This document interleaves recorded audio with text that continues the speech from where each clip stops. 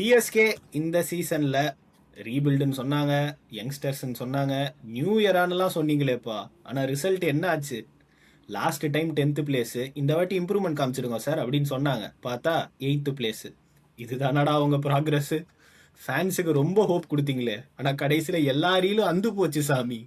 இந்த சீசனில் சிஎஸ்கே ஃபேன்ஸுக்கு பிரேக் கொடுத்தது ஆப்போசிஷன்லாம் கிடையாது, சிஎஸ்கே மேனேஜ்மெண்ட் தான். அதுவும் அது எங்க தெரியுமா ஆரம்பிச்சது? சிஎஸ்கே மினி ஆக்ஷன்ல இருந்தே ஸ்டார்ட் பண்ணிட்டாங்க சிஎஸ்கே மேனேஜ்மெண்ட். மாஸ்டர், அந்த நாள் ஞாபகம் இருக்குதா? சிஎஸ்கே மினி ஆக்ஷன் மிச்சர் சாப்பிட்டது மட்டும் இல்ல சார், என்ன மாசா பிஜிஎம் போட்டுட்டு வந்து அந்த மிச்சர் சாப்பிட்டதையும் நாங்க பயங்கரமா மாசா ட்ரெண்ட் பண்ணுவோம்லாம் காமிச்சிங்க. ஆனா நீங்க அந்த ஆக்ஷனை யோசிச்சு பாருங்களேன். அதாவது ஒண்ணுமே இல்லாம ஒரு 2-3 ஃபேன்ஸ் கூட நீங்க இந்த பிளேயர் எடுக்கணும், இந்த பிளேயர் எடுக்கணும், கூப்பர் கான்லிக்கு போங்க, அது எல்லாத்தையும் தாண்டி நாங்க வந்து ஒரு புதுசா ஒரு விஷயத்த பண்ணுவோம், அதுதான் சேதுராமன் அப்படின்ற மாதிரி புதுசா 2 பேரை வந்து 14 கோடி 14 கோடி கொடுத்து எடுத்தாங்க பாருங்க. ஆல்மோஸ்ட் அங்கேயே வந்து நம்மளுக்கு தெரிஞ்சு போச்சு இந்த சீசன் எப்படி போகும் அப்படிங்கிறது. அந்த அந்த அந்த நீங்க மினி ஆக்ஷன்ல இருந்து சொல்லுங்க, கம்ப்ளீட் டிசாஸ்டர் இல்ல. நீங்க என்ன மேக்கப் பண்ணாலும் இந்த டீம் வச்சு நீங்க வந்து அது ஒரு சாம்பியன்ஷிப் வின்னிங் சைடு மாதிரியே தெரியல அந்த ஆக்ஷன்ல இருந்து வெளியில வந்ததுக்கு அப்புறம். இல்ல அதாவது சும்மா ஏதோ பேருக்கு நான் வந்து யங்ஸ்டர்ஸை கொண்டு வரேன், அந்த புது ஜென்ரேஷன், அந்த யங் பிளட் அப்படி கொண்டு வரேன்றதுக்காண்டி என்னமோ ஒரு ஃபோர்ஸ்டா ஒரு யோசித்து பண்ணாத மாதிரி இருந்தது. அவங்க வந்து ஒரு ஃபுல் டீம் காம்பினேஷன் எனக்கு தெரிஞ்சு அவங்க ஒர்க் அவுட்டே பண்ணல. இல்ல சார், நான் அந்த ஆங்கிள்லயுமே வரேன். நீங்க அது வந்து இதுக்கு முன்னாடி 10th முடிச்சதுனால எல்லாரும் என்ன சொன்னாங்கன்னா, நீங்க வந்து யங்ஸ்டருக்கு வாய்ப்பு கொடுக்கணும், நீங்க யங்ஸ்டர் வச்சு தான் டீம் ஆடணும் அப்படின்ற மாதிரி சொன்னாங்க. பஞ்சாப் அதுக்கு முன்னாடி 2023 பஞ்சாப் வந்து வெறும் யங்ஸ்டர்ஸை வச்சு ரன்னர்ஸ் அப்பா வந்தாங்க. ஸோ நீங்க வந்து யங்ஸ்டர்ஸ்க்கு போனதெல்லாம் ஓகே தான். பட் ஆனால் நீங்க வந்து இப்போ அண்டர் 19 டீம்ல இருந்து யாரையாவது எடுங்க, இல்லை வந்து இப்போ பிரியான்ஷ் ஆரியா இவங்களெல்லாம் வந்து நீங்க ஸ்கவுட் பண்ணி வந்து எடுங்க. அதுக்கப்புறம் இப்போ ஆர்சிபியில் வந்து அந்த கனிஷ்க் சவான்லாம் வந்து அண்டர் 19 டீமில் பயங்கரமாக விளையாடி இருக்காரு, அவரை வந்து 40 லட்சத்துக்கு எடுத்திருக்காங்க. நீங்கள் அப்படி எடுங்க. இருக்கிற நீங்கள் போனதே வந்து 50 கோடி, இஃப் ஐம் நாட் ராங், கரெக்டாக 50 கோடி 55 கோடியிலேயே போனாங்க. அந்த 55 கோடியில் வந்து நீங்கள் வந்து 28 கோடி 2 பிளேயரு, அந்த 2 பிளேயருமே ஃபர்ஸ்ட் கிளாஸ் கிரிக்கெட்லையும் பெருசாக ஆடல. எல்லாருமே அந்த உள்ளூர் அந்த டிஎன்பிஎல் மாதிரி இருக்கிறதுல ஆடினது வந்து ஒரு பிளண்டர் மிஸ்டேக். ஆக்சுவலாக இவங்க வந்து ஸ்கவுட் 100% நம்பி நாங்கள் வந்து எடுத்துட்டா எங்கள் டீமில் ஆடிடுவாங்க அப்படின்ற ஒரு மைண்ட் செட்டில் தான் ஆக்சுவலாக வந்து எடுத்திருந்தாங்க. அது டோட்டல் தப்பு. எனக்கு ஆக்ஷனை வந்து நான் ரொம்ப சிம்பிளா சொல்லணும்னா, கண்ணை மூடிட்டு நான் தலைகீழா தான் குதிச்சாங்க, அவ்வளவுதான் என்னோட வியூ. அதுக்கு மேல வந்து என்ன எக்ஸ்பிளைன் பண்ணாலும் நமக்கு வந்து ஒரு ஃபேன்ஸா வந்து ஃப்ரஸ்ட்ரேஷன் தான் வெளில வரும், அவ்வளவுதான். நீங்கள் மேட்ச் ஆரம்பிக்கும் போதே ஒரு பேக் ஃபுட்டில் ஆரம்பிச்சு அதுக்கப்புறமா நீங்கள் என்ன முட்டு கொடுத்தாலும் அது வந்து உங்களுக்கு பயங்கரமாக அடி வாங்கும்னு தெரிய போகுது. நீங்கள் இந்த மாதிரி வந்து ஒரு வல்னரபிள் ஸ்குவாடு, ஒரு இன்எக்ஸ்பீரியன்ஸ் ஸ்குவாடு அப்படின்றத வந்து எடுத்துகிட்டு போகிறீங்க. அடுத்தது எனக்கு ரொம்ப பெரிய பிரச்சனை, ரொம்ப பெரிய உண்மையிலே சொல்லணும் ரொம்ப காண்டானது என்னன்னா, ஒரு டீமில் ஒரு 5 பிளேயர் 4 பிளேயருக்கு மேலே இன்ஜுரி ஆச்சுன்னா ரொம்ப பேட் லக்கு, அந்த டீம் ஏதோ சபிக்கப்பட்டது அப்படின்ற மாதிரி வந்து இது பண்ணுவாங்க. நீங்கள் 5 பிளேயர் 4 பிளேயர் தான் நீங்கள் வந்து இன்ஜுரி ஆகாமல் வச்சிருக்கீங்க இந்த சீசனில். எனக்கு புரியல, நீங்கள் என்ன டீம் நடத்துறீங்களா இல்லை வேற ஏதாவது நடத்துறீங்களா? கேட்டால் நாங்கள் வந்து அத்தனை வருஷமாக நாங்கள் வந்து எங்களுக்கு எல்லாம் தெரியும், கிரிக்கெட் நடத்துகிறோம் அப்படி இப்படின்றீங்கல்ல. இது வந்து ஒரு கோயின்சிடென்ஸாக இருக்கிறதுக்கு 100% வாய்ப்பு கிடையாது. இட்ஸ் ஜஸ்ட் தட் கேம் ரொம்ப இம்ப்ரூவ் ஆயிடுச்சு. இப்போ இருக்கிற T20 சைடில் ஒரு பிளேயர் கிட்ட இருந்து என்னெல்லாம் வான்ஸ் இருக்கு, பாடி என்னெல்லாம் ரெஸ்பெக்ட் என்னெல்லாம் கேட்குது, அது அந்த பிளேயர் எப்படி அடாப்ட் பண்ணுறான்ற அந்த ஒரு ஃபாஸ்ட் மூவிங் நேச்சருக்கு சிஎஸ்கே மேனேஜ்மெண்ட் போகலைன்றது தான் கிளியராக சொல்லுது. அந்த நான் இண்டிவிஜுவலை யாரையும் டார்கெட் பண்ண விரும்பல, பட் ஆனால் இந்த மாதிரி ஒரு லாங் டோர்னமெண்ட்டு நீங்கள் உலகத்தில் வேறு எங்கேயுமே கிடையாது. இவ்வளோ இன்டென்ஸாக கேம் விளையாடுறது எதுவுமே கிடையாது. அதை உங்களுக்கு ஆக்சுவலாக வந்து பார்த்துக்க தெரியாததுக்கு தான் நீங்கள் 8th பிளேஸ் வந்திருக்கீங்க. அதுக்கு மெயின் ரீசன் இதுதான். ஓவர் 10லாம் இருந்திருந்தாங்கன்னா நீங்கள் கண்டிப்பாக 8th பிளேஸ் வந்திருக்கவே மாட்டீங்க. நீங்கள் ஒருத்தர் நல்லா போடுறான் நல்லா ஆடுறான் அப்படின்னு தெரியுது, அவனையும் நீங்கள் மானிட்டர் பண்ணி மெயின்டைன் பண்ண முடியலன்னா தப்பு உங்கள் மேலே தான், பிளேயர்ஸ் மேலே கிடையாது. இல்ல அதான் இத வந்து ரெண்டு பாயிண்ட்டும் சொன்னோம் பாத்தீங்களா. எனக்கு தெரிஞ்சு என்னன்னா, CSK still doing the catch up தான் எனக்கு தெரிஞ்சு. அதாவது T20 எவ்வளவோ எவால்வ் ஆயிடுச்சு ஓகேங்களா. ஸோ இப்போ வந்து அக்ரெசிவ் பிராண்ட் ஆஃப் கிரிக்கெட்டு, அதே மாதிரி இப்போ பிளேயர்ஸ் எல்லாம் வந்து நிறைய வெளியில விளையாடுறாங்க கரெக்டா.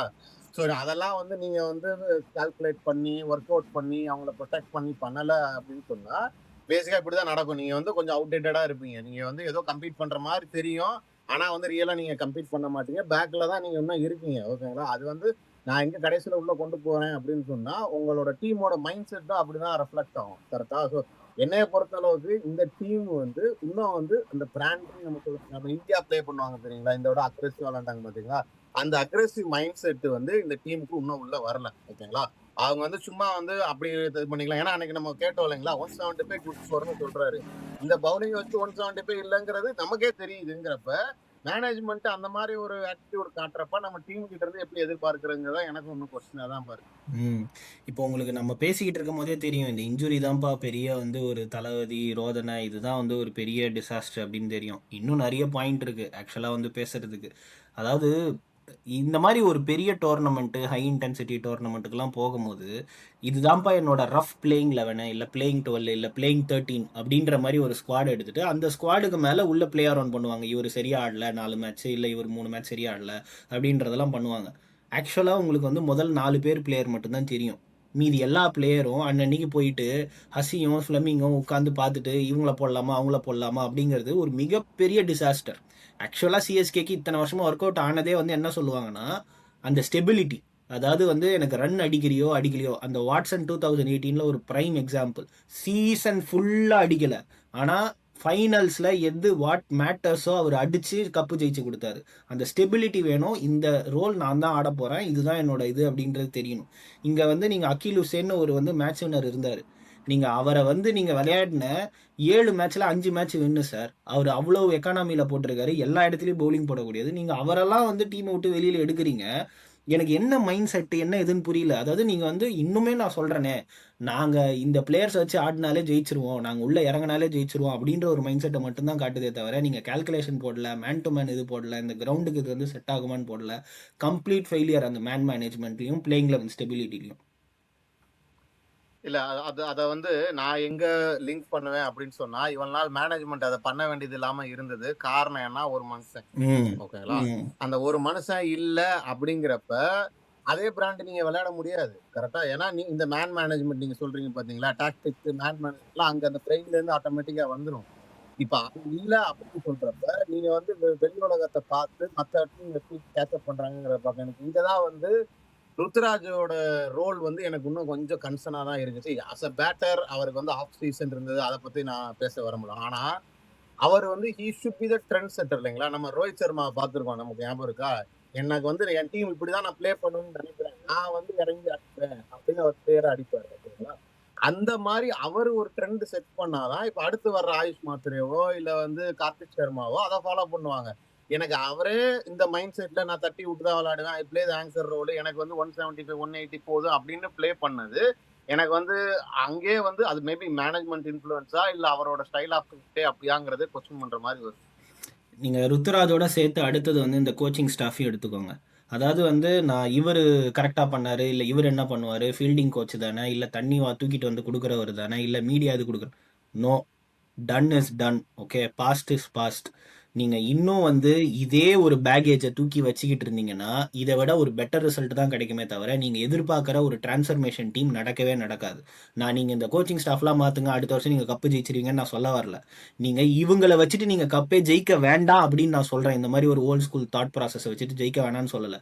இவங்க எல்லாரும் லெஜண்ட்ஸ் தான், இவங்க 5 கப்பு வாங்கி கொடுத்துருக்காங்க, இது எல்லாத்தையும் நான் ஒத்துக்கிறேன். ஈவன் தான் நான் பர்சனலாக அதை ஒத்துக்கலைன்னா கூட நான் வந்து ஒத்துக்கிறேன். ஏன்னா இவங்க வேற எந்த டோர்னமெண்ட்லையும் பெருசாக வந்து இது பண்ணதே கிடையாது, அதிகபட்சம் பிளே ஆஃப்ஸ் போயிருப்பாங்க.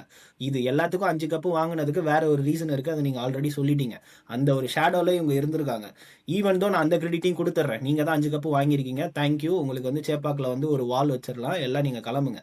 நீங்கள் கம்ப்ளீட்டாக ஒரு புது டீமாக ரீவேம் பண்ணி கொண்டு வந்தீங்கன்னா தான் ஃப்ரெஷ் ஐடியாஸ் உள்ள வரும். ஏன்னா இப்போ இவங்க எல்லாரும் போய் அப்கிரேட் பண்ணிட்டு திருப்பி வரந்த அந்த ஐடியாவை அப்கிரேட் தான் பண்ணுவாங்களே தவிர ஒரு ஃப்ரெஷ் தாட்டோ ஒரு ஃப்ரெஷ் பேர் ஆஃப் ஐஸோ கண்டிப்பாக வராது. ஏன்னா நமக்கு இது ப்ரெஸ் கான்ஃபரன்ஸில் பார்த்துருக்கோம், இன்ஜுரி மேனேஜ்மெண்ட்டில் பார்த்துருக்கோம், எந்த பிளேயர் ஆக்ஷனில் எடுக்கணுன்றதில் பார்த்துருக்கோம். எல்லாத்துலேயும் கம்ப்ளீட்லி அவுடேட்டடாக இருந்துட்டு நீங்கள் ஐபிஎல் மாதிரி ஒரு டோர்னமெண்ட்டை நாங்கள்லாம் 5 வருஷம் எப்படி கப்பு ஜெயிச்சிருக்கோம் தெரியுமா அப்படின்னு சொல்லிக்கிட்டே இருந்தீங்கன்னு வச்சுக்கோங்க. சொல்லிக்கிட்டே தான் இருக்கணும்.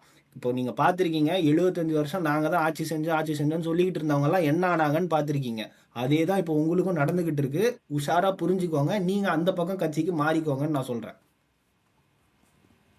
நோ இது எனக்கும் நானும் என்னதான் சொல்ல வரேன்னா, மாற்றம் தேவை. ஓகேங்களா, அது எல்லா இடத்துலையும் சொல்றேன். Mindset, brand of cricket, management staff எல்லாருமே வந்து மாறினாதான் நீங்க சொன்ன மாதிரி இட்ஸ் கெட்டிங் பெட்டர் கிடையாது. You want to become a champions team அப்படின்னு தாட் வேணும்னா இந்த மாற்றங்கள் தேவை.